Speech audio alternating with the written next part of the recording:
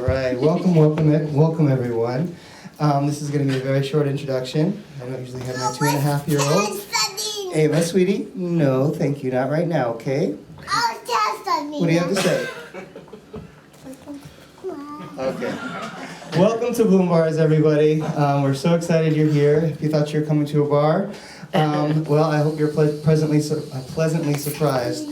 We're not that kind of bar. Ava? Hold on one second. All right. So we're not that kind of bar. What we serve here is art, it's music, it's theater, it's film. All right, I'm going to turn it over to Lawrence Rich. You guys, please give him a big round of applause.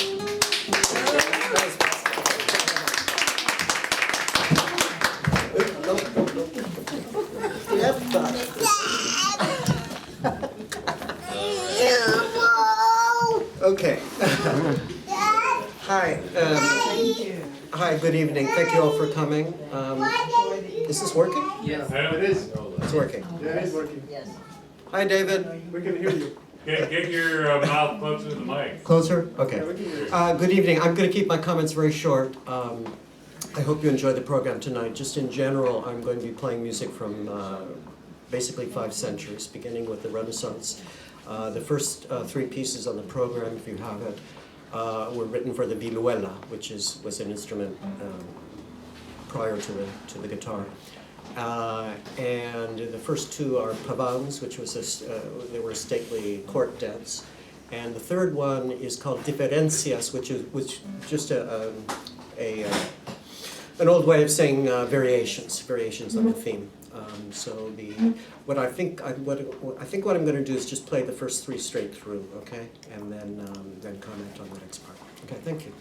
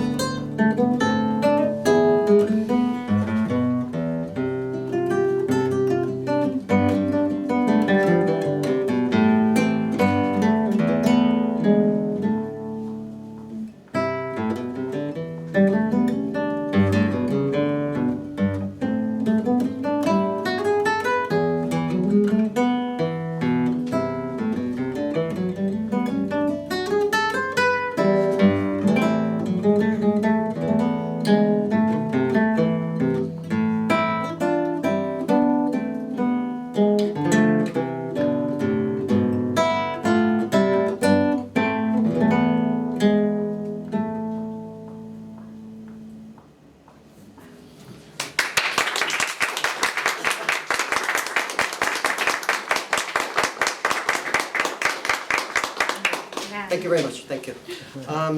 Okay, so that's so much for the Renaissance. Speeding on, that's another century, we get to the Baroque period. And probably one of the greatest composers of that period was Bach. And it's interesting because Bach wrote, Bach's music really is it's such pure music, I know that sounds crazy, that it really can be played on almost any instrument. And even though he was aware of the different possibilities of instruments, he often himself transcribed pieces back and forth from one instrument to the other. So I have no compunctions at all about playing his cello, the prelude to one of his cello suites, which I'm going to do first, and then two pieces from two of his lute suites, which are actually more adaptable to the guitar. Okay. Now, I have to apologize, I have to retune. I'm going to go into detuning for those of you who know the guitar. And so it's going to be a while. Just bear with me, because I hate being out of tune. So I'm going to tune now.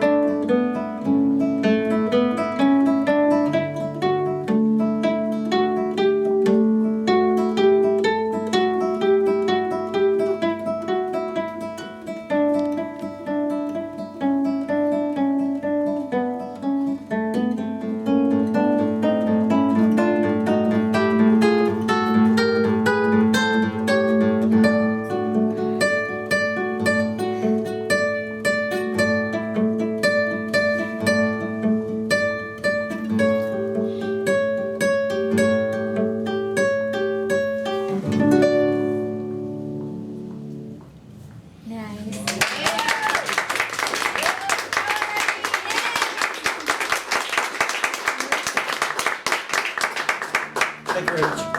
After retune. From the cello to the lute, right?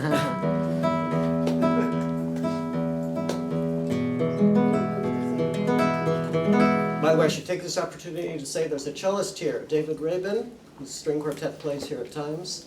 I encourage you to hear him. Take a bow, David, take a bow, there he is. It's sounding good on guitar, I like it. Okay, so.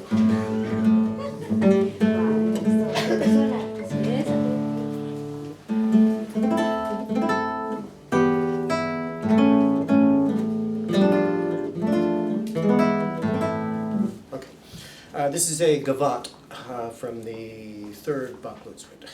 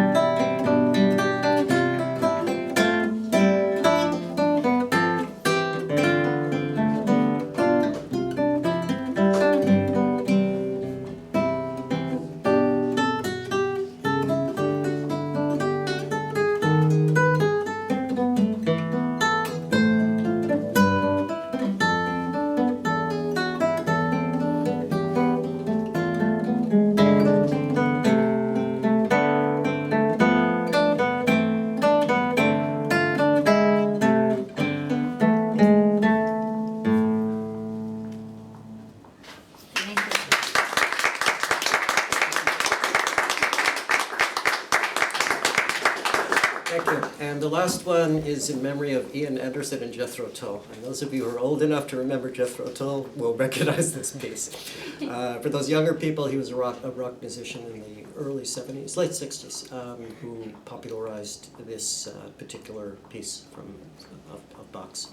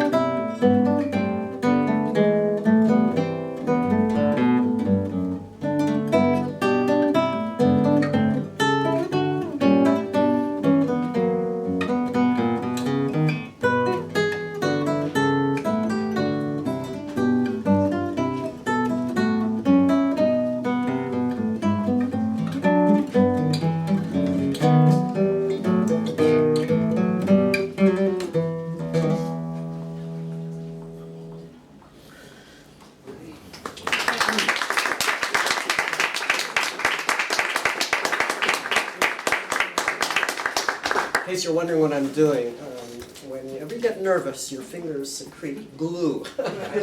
So I'm using talcum powder to try to combat the glue. Okay, now we're getting into, if you look at the second part of the program, we're getting into what's called the classical era, which most of you know, Mozart, Beethoven, and Haydn, the three biggies. And so these two composers, Carcassi and Sor, were both, I'm sorry, Carcassi was Italian, Sor was Spanish, but they were composing in the same idiom as Mozart and Haydn were. And so the first one, is Carcassi the first? Or the first, yeah, okay. So here are three studies from Carcassi. Now most studies, those of you who are musicians, or how many pianists are there in the audience? Only one? Just one, two, or three? Did you have to suffer through Czerny and Hannon? No? Good, good. Because for hundreds, I don't know, not hundreds, for decades, students were asked to play studies which were really musically very poor. But I've selected three of what I consider Carcassi's most beautiful, and they're studies that are worthy of being played in a recital.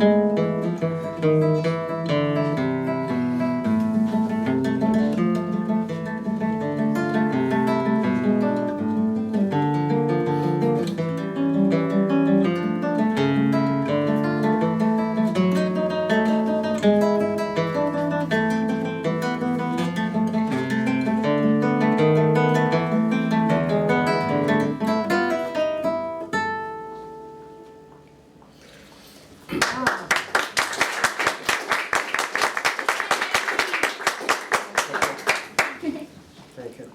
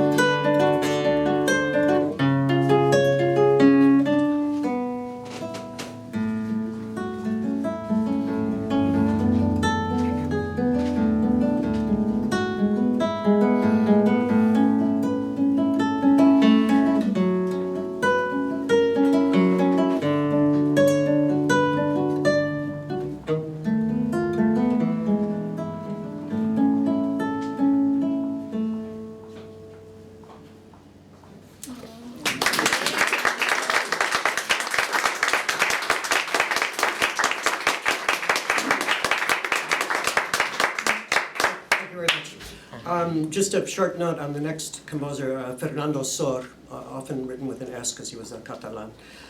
Sor was one of the people when Napoleon invaded Spain. A lot of people actually went into exile in France, believe it or not. They were turncoats. They were called afrancesados, so Frenchified. So he ended up in Paris. And I just have a really quick story, which is really interesting. One day I was in Madrid in the Rostro, which is like a flea market, and I saw this old, these manuscripts lying on the ground. This man was selling old books. And I looked at them, and they turned out to be original manuscripts from Sor's publishing house in Paris, from like 1810, I think it was. And they traveled all over the world. There were notes on them. Someone in Cuba had gotten them, and so I was delighted, and I still have them.